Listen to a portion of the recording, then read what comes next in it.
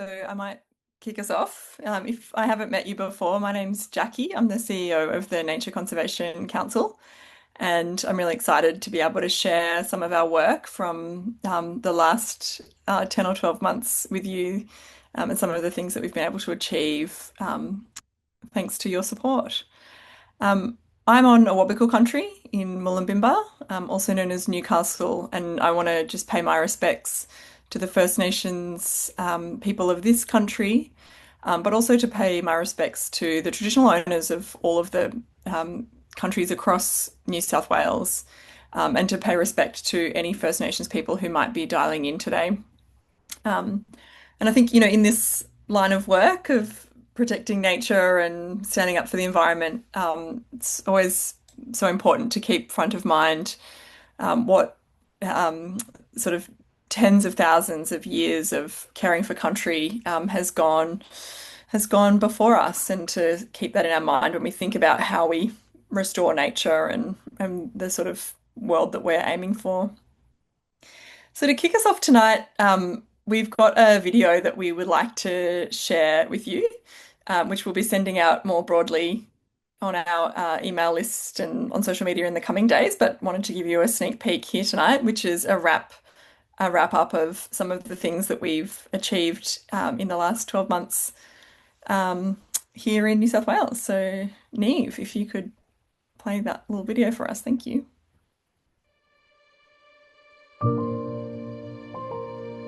It has been a massive year for nature in New South Wales.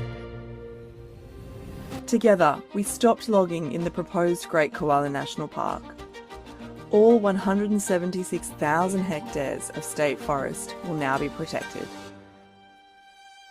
This win was 10 years in the making, proof of what's possible when we stand together. We blocked plans to burn native forests for electricity at Red Bank Power Station, stopped millions of litres of polluted mine wastewater from being dumped in the Blue Mountains, and helped release critical water flows to revive the Murray-Darling. Right across the state, people stood up. From inland rivers to coastal wetlands, we built power. And we built unity. We showed decision makers that this movement isn't going anywhere. But the work's not done. Climate disasters are accelerating, and the New South Wales State of the Environment report made it clear we have so much more to do. So in 2026, we step up again.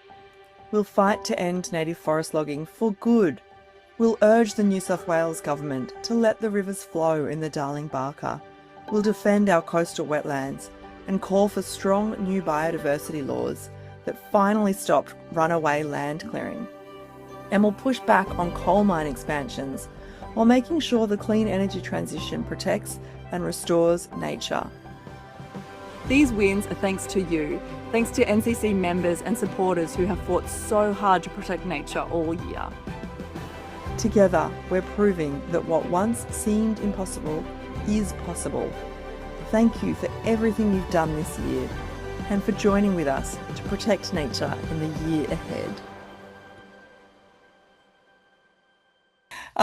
So that was just a summary of some of the things that have been achieved this year, and with a view to next year. And obviously, we're always looking to be bigger and better and grow our work. So I'm just going to run through some of the things that we've done this year, and then I'll step through the plans that we have for next year. So at Nature Conservation Council, our areas of work are really focused across advocacy on key threats to nature, member support for our almost 200 member groups now, and program delivery in our Healthy Ecosystems program. So obviously advocacy is a really big one, and where we think we can often get really big wins, and I'll go into that a little bit more. But I just wanted to first mention that this year is also NCC's 70th birthday. Next slide, please, Neve. If you've been getting emails from us this year, you will have seen that we've been celebrating our 70th year.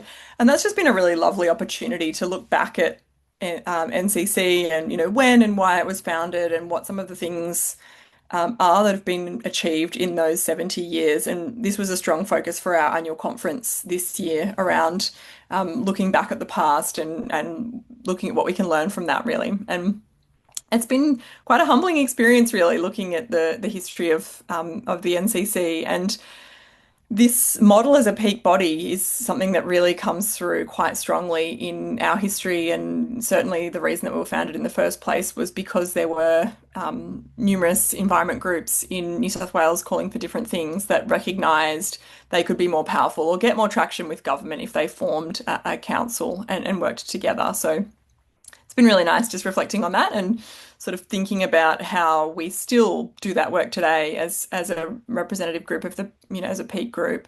And certainly all of the things that I'll be talking about tonight and, talking about as wins of NCC, I'm talking about the whole network and I'm talking about the member groups and grassroots groups and tens of thousands of supporters and, people all across New South Wales who are pushing for all of these things. And we just have the privilege of making representations really on behalf of these groups and leveraging the grassroots movement into policy outcomes. Thanks, Neve. So, obviously, the really big one that we're quite proud of this year is the cessation of logging in the Great Koala National Park. I'm sure all of you saw the announcement on Father's Day when Chris Minns and Penny Sharp flew up to Coffs Harbour to announce that they would be delivering the full 176,000 hectares that was assessed as part of the environmental assessment process for the park, and that logging would end the following day.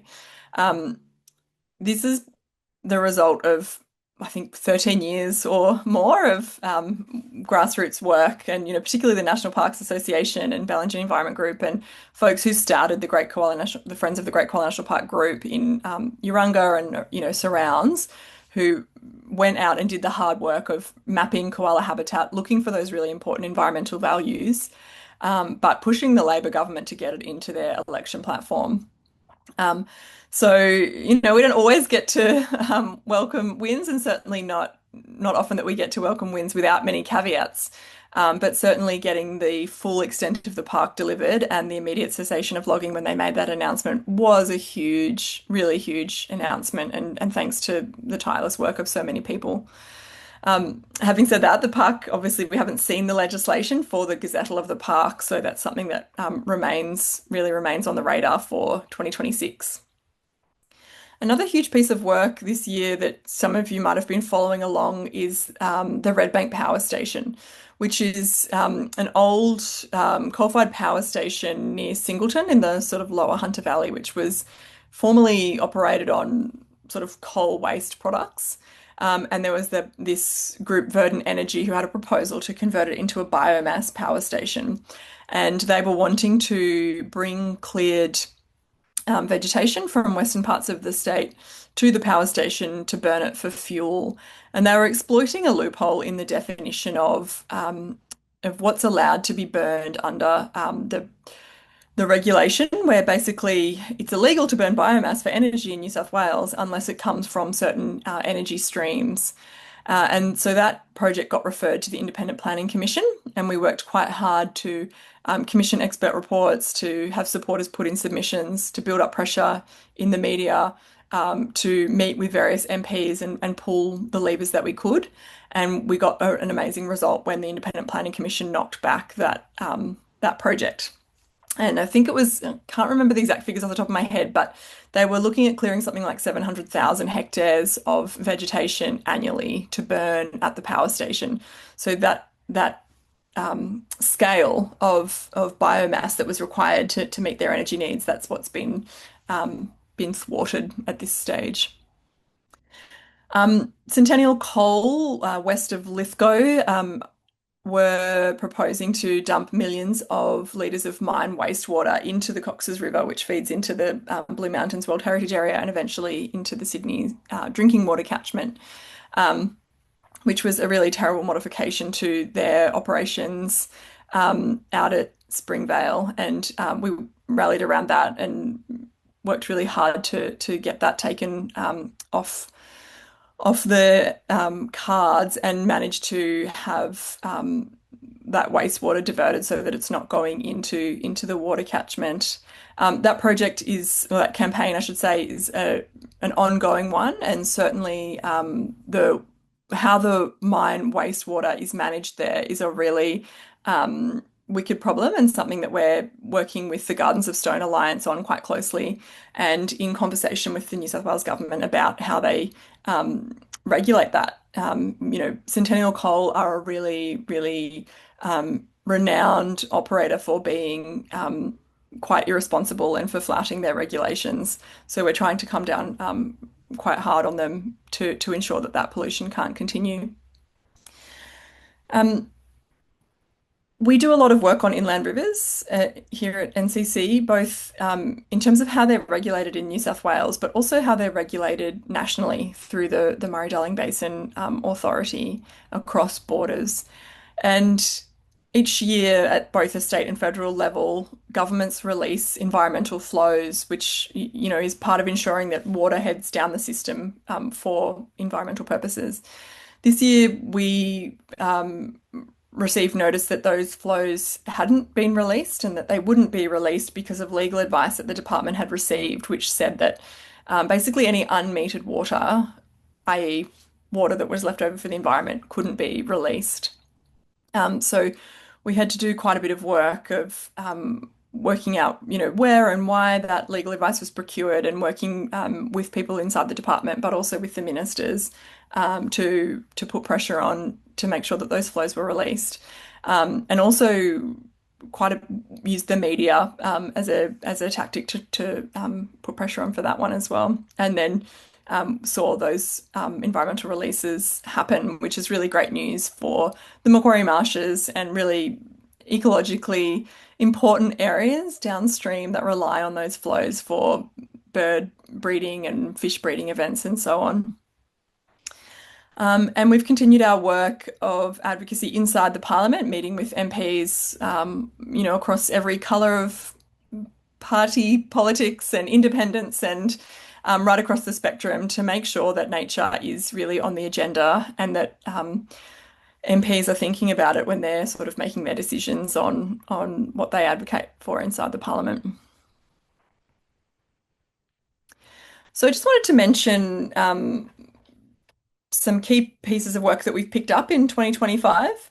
I'm really proud that we've been able to grow the organisation slightly this year, in the face of cost of living crisis and different pressures. We obviously are able to keep doing this work because amongst all those competing pressures, people do really still care about the environment. They're worried about climate change. They care about nature. And so they're willing to donate to an organisation that's doing this kind of work. Which is really wonderful and really means that we are able to play an effective role. So land clearing is a really big and ongoing thorny issue. And if you were following along in sort of 2016, 2017, when the Biodiversity Conservation Act came in, I'm sure you were, very involved in the campaign to try and stop that from happening. And certainly in the years following, a lot of work has been done in NCC, but also more broadly in other organisations around pushing back against changes to land clearing that really have opened the state up for unabated clearing. So we brought on a campaigner this year to work specifically on the issue of land clearing off the back of the election commitment from the government to rein in land clearing. And we've got a real opportunity, I think, particularly in the next sort of 6 to 8 months, the first 6 months of next year, when the government will be, when the rubber really hits the road for the New South Wales nature strategy, which is how they have sort of articulated how they intend to address land clearing. So I'm really, really pleased that we'll be able to play a role, and we already are playing a role in that space. Coal exports. So climate and energy has been a really big part of our work and a really key focus of our work for quite a while now. In the last sort of 6 or 7 years, that work has focused right in on domestic energy use here in New South Wales and trying to phase out coal-fired power and hasten the uptake of clean energy so we can get off coal-fired power here in New South Wales. And obviously, our domestic use here is really critical and a really huge piece of the puzzle. And I think, given New South Wales is one of the leading economies in Australia, we play a really important leadership role in demonstrating how that energy transition happens. We also export a lot of coal. So it's kind of insane to think that, the government can talk about our emissions reduction targets and talk about getting us off coal in terms of our own domestic energy use with one hand, and then with the other hand, we're exporting, millions of tons of coal to the rest of the world each year. And when we're approving those coal mine expansions and exporting that coal, we don't have to think about the implications of burning that coal elsewhere. Our planning system, our environmental regulation system, just simply doesn't take Scope 3 emissions into consideration. And the Mount Pleasant decision earlier this year was also a really exciting and interesting turning point in that. In that case, the Land and Environment Court found that the project, or when that project was being approved, that they should have been considering the local impacts of climate change in the region. So we're hopeful that that will set a bit of a precedent around coal exports. But certainly our work in that space has been focused right in on Moolarben and the extensions and modifications that have been happening to the Moolarben project just outside of Mudgee. And member support, I was actually just talking to a high school group today about careers in sustainability and you know, how they can get into this kind of advocacy work. And one of the things that came out in the importance of advocacy and the role that we play as a peak body is just the legitimacy that this model lends us. Being truly representative of grassroots groups gives NCC that legitimacy in terms of advocacy. But looking back at our history as well, there's also been really strong and hard-fought pushes to have a conservation voice on a number of management committees across the state. So really genuinely trying to provide support for member groups when and where we can, and representing groups as best we can is and will always remain a very key part of the work that NCC does. And a very important moment in our calendar is our annual conference where members come together and debate issues and pass motions so that the work that NCC does is genuinely informed by the membership. So that's a really core part of what we do. And I just thought warrants a mention here. And program delivery. So I mentioned our Healthy Ecosystems program. Um, and we've achieved some really great work this year with our partnership with the Rural Fire Service, delivering a number of workshops in both our hotspots and bushfire programs, educating landholders and preparing landholders for bushfire season, and ensuring that there is an ecological focus in how we manage land for bushfire, which is a really important part of the conversation in such a rapidly changing space in terms of the science. We host a biannual bushfire conference, which happened in May this year, and really brings together key fire practitioners, researchers, academics, on the cutting edge of the science around bushfire and how we manage for bushfire from an ecological perspective. And it's always really fascinating. If you ever get the chance to go along to the bushfire conference, it's quite interesting to hear how rapidly the science changes in that space.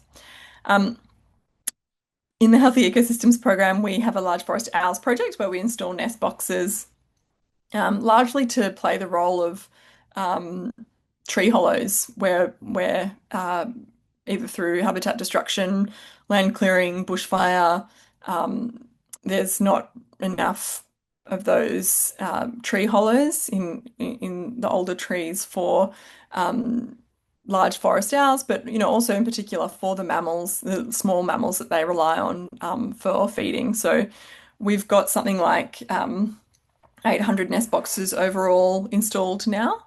And we're also trialing installing, so previously the nest boxes that we've installed are for those small mammals to provide feed for. for the owls, and now we're actually trialing installing nest boxes for the owls so that they themselves have somewhere to call home. So that's a really great piece of work that I'm proud of. That's doing quite a lot to restore habitat areas that have been destroyed. And we've now got something like 6 years worth of data, thanks to our Large Forest Owls project, of song meter recordings and video recordings to so that we can, really effectively map whereabouts in the landscape these threatened species exist. So it's a really amazing body of work that's been developed up by that project. And here are some of the cute critters that we've been able to capture as part of the monitoring of the nest boxes. So hopefully none of our ecologists are on the call because I can't identify what gliders we've got there, but I think they're little squirrel gliders who have taken up home in the nest boxes. And we've got something like a 73% occupancy rate of our nest boxes, which is really great to see that they're actually being used. And providing important feed for those owls that are threatened. I'm not sure if you can tell, but that picture in the top left, that's actually a little bat coming out of one of the boxes. We've got two images of gliders there, and then obviously the goanna there in the bottom corner. Thanks, Neve. So that's some highlights of the last 12 months. And, I think we always need to remember the good bits because, as always, the fight continues. And while there are some things that I think we can be really proud of and, some genuine conservation outcomes that the New South Wales government has delivered, um, we know that it's not good enough. And often what we see is, they give with one hand and take with the other. And certainly it felt like that this year with the amendments to the Environmental Planning and Assessment Bill here at a state level, where under the guise of housing, they're winding back really significant environmental protections.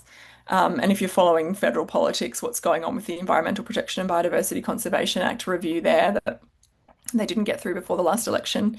And they're now talking about doing a deal with the coalition to get that over the line, which is quite concerning in a number of ways, not least of all the devolution of powers to the states, where in the bill as it currently stands, they want to hand over a lot of the approvals, accredit states and territories with a lot of the approvals for the federal environmental laws, which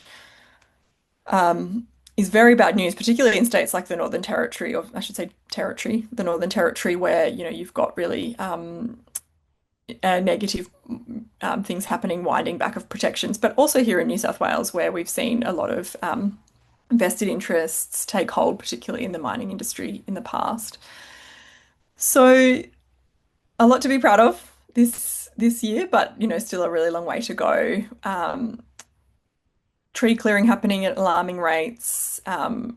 While the protection of the Great Koala National Park is really good news for turning around the trajectory of decline for koalas, obviously climate change poses a huge threat to their future viability, and there's a number of really important koala populations across the state outside of that Great Koala National Park. We see intensifying climate impacts.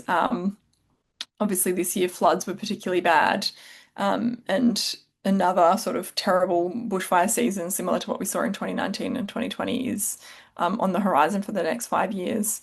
And the New South Wales State of the Environment report, which came out this year, showed that we're going from bad to worse on a lot of indicators for our natural environment. And I don't want to dwell too much on the really heavy stuff, because I know that, if you're on this call, it's because you're somebody who cares about nature and you're acutely aware of the issues that we face. But I did just want to draw out sort of two quick highlights lowlights, I should say, from the State of Environment report. And if you haven't had a chance to look at the State of the Environment report, brace yourself. It is quite hard going, but they have these report cards, and I've just screenshotted some of these report cards, which are a really top level summary of the work that they've done in that report. And it just ultimately shows that across a number of indicators on flora, fauna, water, waste, air pollution, and so on, the condition of the natural world here in New South Wales is poor, and it's getting worse. So this one was for flora, and I think the next one was indicators for fauna. So we're taking some really big steps forward, but we've also got a really long way to go. And, we're looking at a history here where um, degradation of the natural environment has been the norm.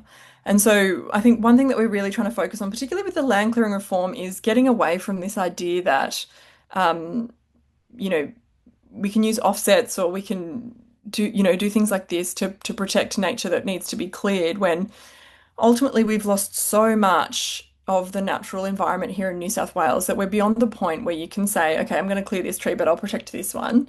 We just need to protect what's left. And that comes through quite clearly in the State of the Environment report. Thanks, Neve.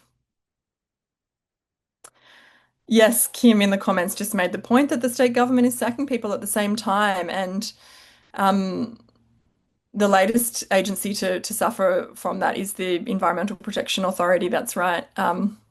Which is really bad news for compliance and enforcement of the already weak laws that we do have. And those cuts to the EPA come off the back of cuts to the DPI, the Department of Primary Industries, which also is, really responsible, holds responsibility for quite a lot of management of our natural resources in the state as well. So yeah, really devastating to see um, what those cuts will mean for the environment. And I think um, I think Nick Hopkins, I think I saw your name pop up on the call.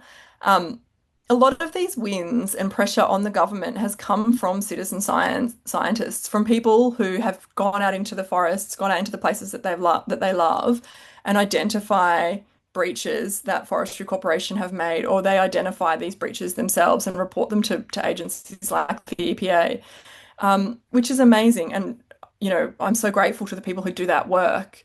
But it's outrageous, really, that it's up to volunteers and people individually going out and doing that when the laws exist for a reason. They're not nearly strong enough, but we're not even enforcing the rules as they exist at the moment. So, yeah, I really commend the people who do that work and so grateful. But really, it's embarrassing that our agencies aren't equipped to be doing that work.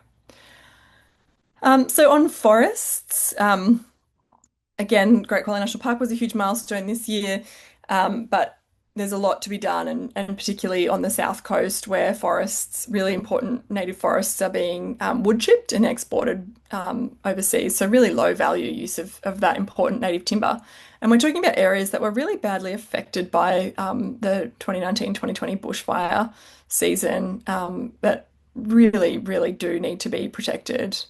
And I mentioned that the GKMP hasn't been gazetted yet. So already we're sort of hearing from people on the ground in coughs that some of the groups who oppose the Great Koala National Park are getting organised to sort of push back against those boundaries. So while they have been announced by the government and while Forestry Corp are no longer in their logging, we are getting ready for the fight when the gazettal of the park comes up and when it comes time to actually get those boundaries put in legislation, because there are, there are people out there who have, lots of money and influence who don't want to see it happen. So we need to make sure that we are well equipped to push back against that. But the fight that we want to be having is not making the government just do what they said they were going to do. That is absolutely the bare minimum.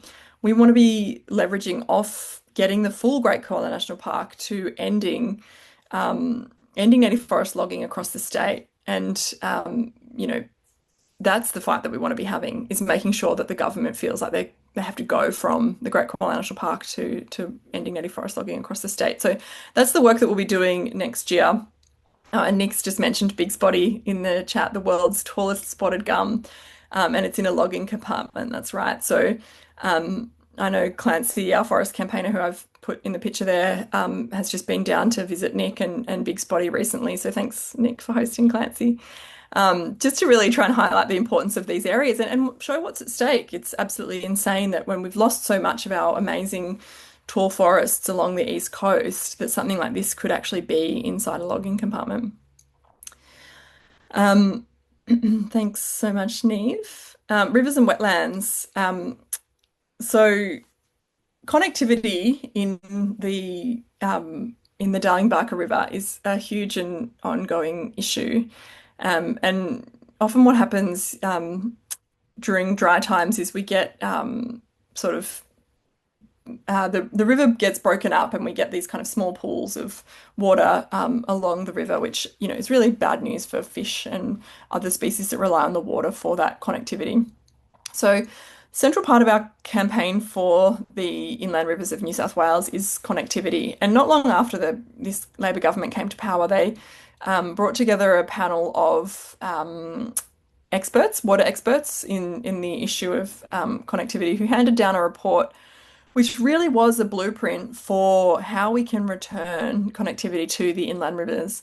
And that report has, with its sort of, world-class scientific recommendations, just been put on a shelf somewhere and it's collecting dust. So we're working really hard to push the government to get that report down and to implement the recommendations out of that review because, it was commissioned by the government themselves and it's really critical starting point for how we can return water to our inland rivers. The Murray-Darling Basin Plan is up for review in, I think it's next year, 2026, the Basin Plan review. So we're working in an alliance with other conservation councils across the basin states. So us here in New South Wales, Victoria, South Australia, and the ACT, we've formed a group called the Murray-Darling Conservation Alliance, which you might have seen some of our joint work there to try and influence the Basin Plan review and ensure better outcomes for conservation at a federal level for our rivers. And we're working on coastal wetlands here in New South Wales, and actually just in the last sort of 2 months brought a delegation of people from up and down the coast here of New South Wales to Parliament to try and improve the way that they can restore coastal wetlands, because coastal wetland restoration is a really critical part of well, coastal wetlands are really important for biodiversity and it's really important for those ecosystems that we restore them, but also are a really important part of climate resilience and coastal inundation. So that's a piece of work that we really want to keep going quite strongly next year. And yeah, part of that is ensuring that we're allowing these systems to be restored to their natural state and not not continually over-engineering projects and infrastructure projects that have happened sort of throughout history and have continually proven that they're bad news for the environment, bad news for people. Oh, and that report that I've just got a little tile there, the Lifeblood of Inland New South Wales, that was a really interesting report that we put out in June this year, which instead of just focusing on the environmental impacts of connectivity in the rivers, we looked at the socio-economic impacts because it's one of the things under the Water Management Act here in New South Wales that is taken into consideration around how the rivers are regulated is the socio-economic test. But it sounds obvious to say, but obviously having no water in the rivers is really bad for the socioeconomic outcomes of communities that rely on those rivers. So we told that story around culture and connection to country and the need for water to be able to do that, and for tourism and other industries, not just the cotton industry or these really high water intensive irrigation industries that just extract from the river and might provide a few jobs, but that doesn't take into account the other socioeconomic impacts of over extraction. Climate and energy. So I mentioned that a big focus of the work that we've been doing here in New South Wales is on domestic energy use, and certainly that fight continues. We really need to see the Eraring coal-fired power station and the Vales Point power station retired this decade. This is what the science requires if we are to stay in line with the Paris Agreement. And Eraring has already been extended once by 2 years, and we really want to make sure that that doesn't happen again. We can't see another extension of the time frame around these dirty old power stations that are driving climate change, but also having really negative health impacts, really negative air pollution impacts for the communities that live alongside and downwind of those. So next year we'll be fighting really hard to again ensure that we don't see an extension of those coal-fired power stations, but also making sure that supply, renewable energy supply, comes online quickly enough so that there is no excuse to extend the life of those coal-fired power stations. Obviously, energy security is a really important consideration for government around, these kinds of decisions of power stations and renewable energy and so on. But the older these power stations get, the less reliable they get. So, we need to make sure that there is enough alternative supply online. And part of that is ensuring that renewable energy projects have social license. So we don't want to just perpetuate the same problems of energy systems past, but we really want to see, you know, taking into consideration how we respect country, how we restore nature, how we actually transition our energy system in a way that is good for nature. And I think there's a huge opportunity to do that with the move away from coal and gas. We want to stop coal mine expansions, ensure that we're not continuing to see the coal industry expand unabated in the Hunter Valley, but also on the Central Coast and under the Gardens of Stone west of Lithgow there. So we're working really hard to oppose all of those really harmful coal projects. Um, and ensuring that it's community led. So this is a picture from a workshop that we ran in the New England with some member groups and supporters who live in that area, hearing from them around what they want to see happen as part of the energy transition, and then using that to inform how we talk to government, because it's so critical that those communities don't get left behind. In the energy transition.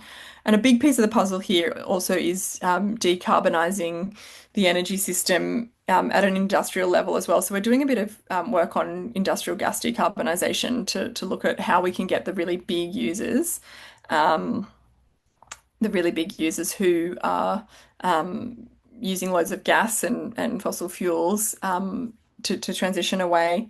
And also the smaller scale household use, so making sure that households have access to cheaper, cleaner energy as well.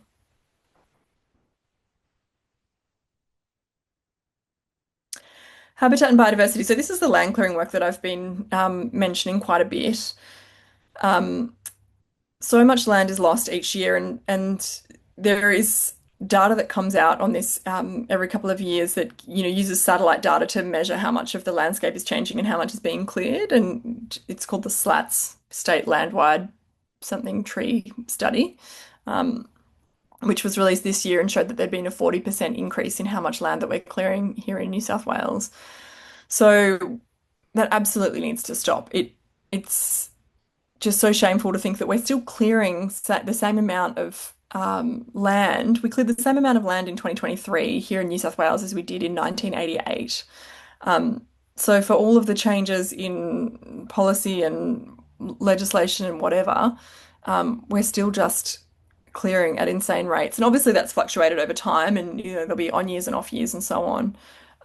But it's really not good enough and desperately needs to change. So we'll be working quite hard to make sure that this delivering on this commitment around running and land clearing that the government has made is genuine, and that we do see a strong wind back in what's happening currently. Thanks, Neve. People power. So I mentioned what a sort of critical part of what we do is around member support.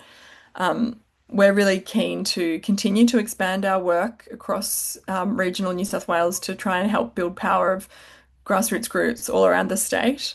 A big part of our work this year and that will be continuing next year is the Tabia campaign, which is a partnership with the Arab Council of Australia, where we have an organiser who's employed by NCC but works out of the Arab Council in Fairfield, working with the Arabic speaking community on conversations about climate change. And we're really, that work has been incredibly successful, and we really want to expand it to other language groups. So we're hoping to secure more funding for that next year so that we can really grow the movement of people who care about climate and care about the environment, because these issues affect everyone, and culturally and linguistically diverse communities are often on the front lines of the impacts of climate change, and certainly in Western Sydney, where we're getting longer and hotter heat waves, that's the case. So we want to be able to build a movement that's more representative and strengthen partnerships with First Nations communities as well, and really keep building that work and do what we can to support First Nations groups who are caring for country. Um, and yeah, keep supporting our member groups, keep supporting local campaigns. And I think, those local site battles that come up, and I think Big Spotty is a great example, Nick, are sort of flashpoints into a bigger campaign. If we talk about native forest logging across the state and the need to end native forest logging, might not mean that much to the general sort of punter around what does that even mean? What are the forests of New South Wales? But if you can show them a picture of Big Spotty and highlight the work that these people like Nick and citizen scientists are doing to protect these really important, iconic pieces of nature, I think that gives people much more connection to the broader campaign. So we're really keen to keep supporting those local campaigns and do that important work of member support. Thanks, Neve.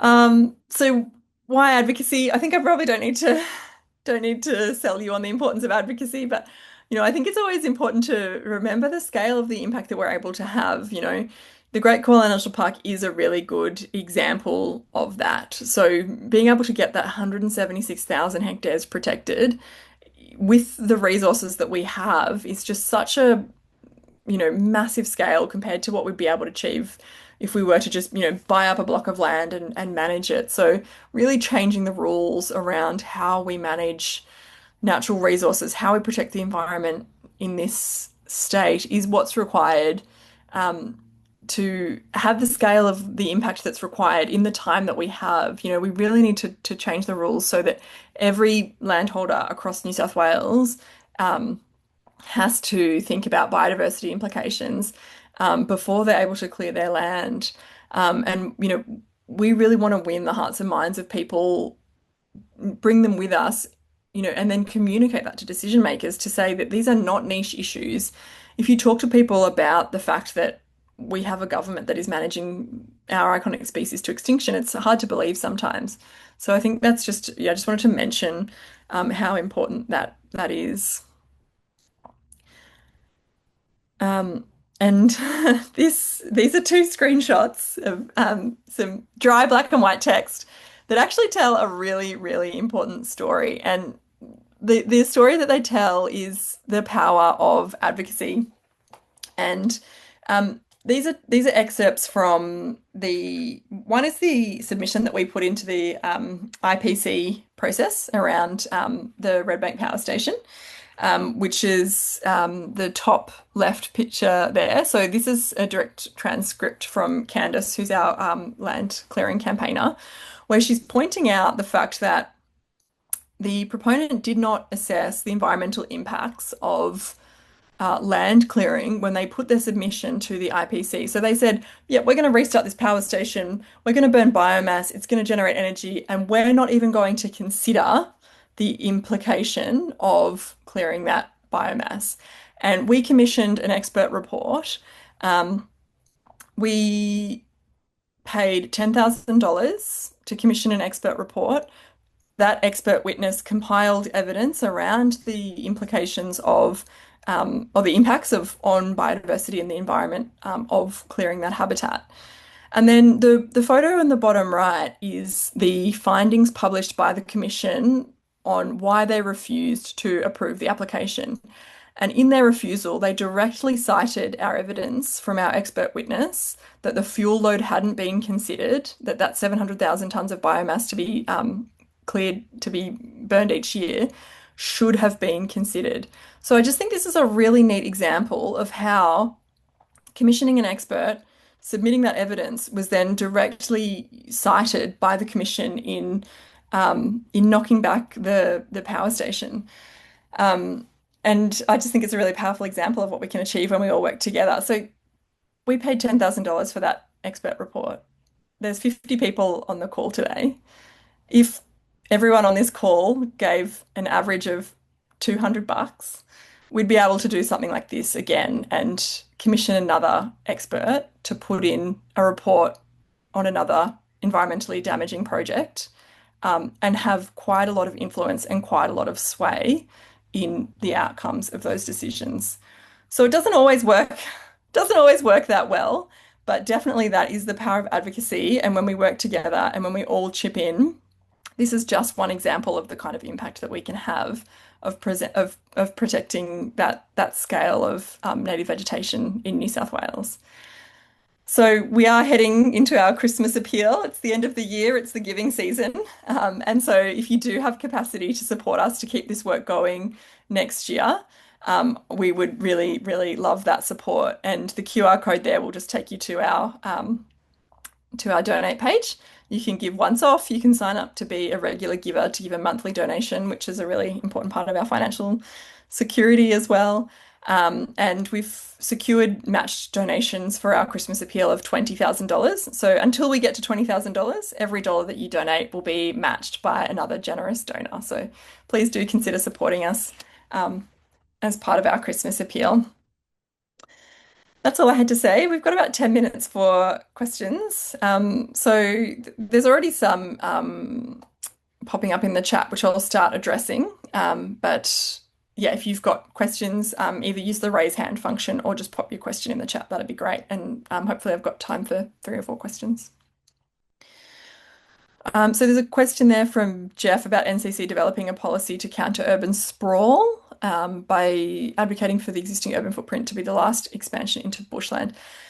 Yeah, great question, Jeff. And I mentioned in passing the changes to the environmental protection, sorry, to the planning bill here in New South Wales, which I think this week is scheduled to go through the upper house of New South Wales Parliament. And it was done under the sort of guise of housing or under the need for increasing housing supply, cost of living, housing crisis, and so on.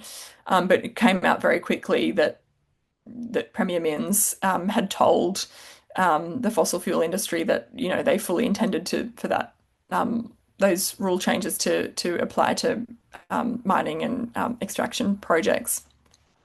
So housing is a really critical issue that needs to be addressed and needs to be done in a way that does protect the environment. And it's one thing that also comes up quite a bit with as part of the coastal wetlands campaign is oh, thanks, Judy. Yeah, Judy's got the same question. As part of the coastal wetlands campaign, one thing that's come up time and again when we've talked to grassroots groups up and down the New South Wales coast is this issue of zombie DAs, where these housing approvals were given decades ago and then they just sat there and now they've suddenly come back and you've got developers who are looking to clear habitat under an approval that was given so long ago when the science has changed drastically. What we understand about the landscape has changed so drastically. And in some cases, the rules have even changed quite drastically around what we can and can't do. So, look, it's ridiculous. And I think the first step is trying to make sure that this planning bill that's going through Parliament, unfortunately, I don't think we're going to stop it at this stage. There is still one amendment that Jeremy Buckingham will put up in the upper house to try and strengthen it. And definitely, Sue Higginson in the Greens has done a lot of work to try and make it less terrible. And some amendments did get through in the lower house as well. But I think, once these kinds of changes happen, we then need to remain really vigilant to how it gets rolled out once it's implemented and to really highlight the impacts of what these changes are and to keep pointing out how they've weakened or where they've weakened laws so that those protections can be brought back.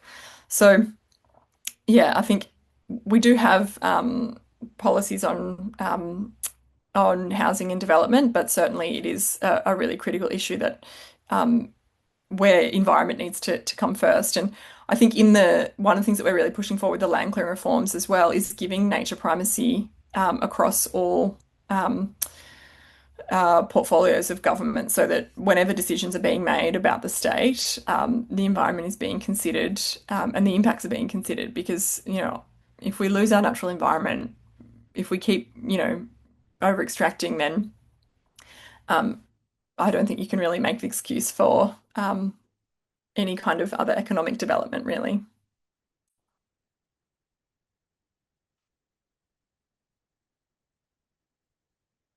Yeah, and there's a comment there about the loopholes in the New South Wales planning system around land clearing, and that's something that we're working on quite a bit. And one of those loopholes is, and this also goes to the issue of the Red Bank Power Station, which I mentioned, which is this classification of native vegetation as invasive native species, where there is where the landscape has been disturbed over time, and for example, the overstory or tall trees have been cut down, and then you've had shrubs or other species grow up that may be native species, but they're growing up at a rate that was different to what to before disturbance.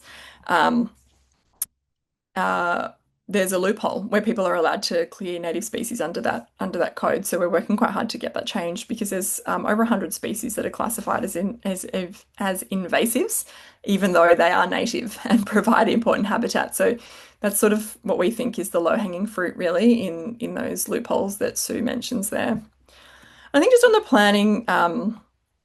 planning laws, I should also just mention we did quite a bit of lobbying on trying to prevent those changes from going through, and a number of supporter actions and also media. So we know that Chris Minns is a bit of a weather vane, to put it politely, and often makes policy decisions on the fly based on what gets published in the Daily Telegraph or what gets said on 2GB. So using media as a tactic to pressure government is really critical. So that was one of the sort of tools that we used in our toolbox to try and um, make those planning changes less bad. We also got supporters to write to their MPs as well. So we had hundreds of supporters, talking directly to their local member about not weakening those laws.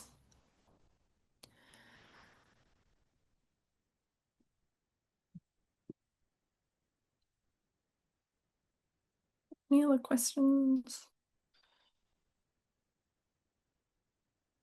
Great. Well, if we don't, oh, here we've got a question about marine parks. Yes, great question, Sue. Why marine parks are not in the environment portfolio?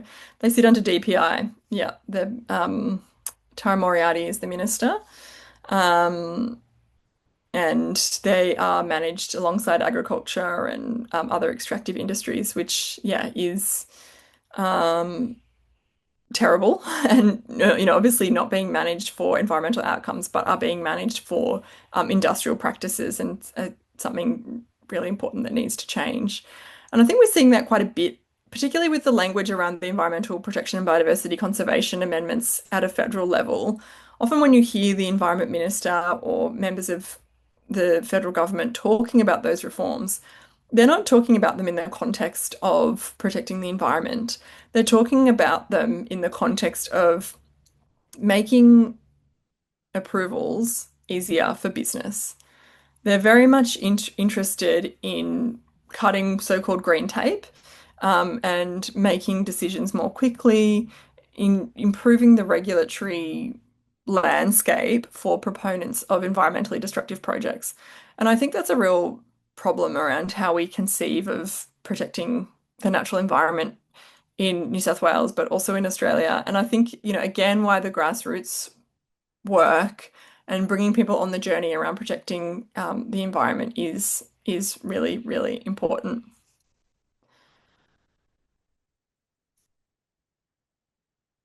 Well, we're nearly at time, and I can't see any more questions coming in, so we might leave it there. And please do feel free, as always, to reach out, send me an email, send me a message. If there's something, if there's work that we're doing out in the world that you see that you've got feedback on, or if there's something that there's an issue that you think we should be looking into, please always let us know. And if you are somebody who has provided financial support for NCC in the last 12 months, I do just want to say thank you. As a charity, as a not-for-profit who remains independent, having donations really means that we can be fierce advocates for nature in a way that is not compromised. We're not aligned with any political party. And so I do just really want to say thank you so much for enabling us to do this work. I really appreciate your support.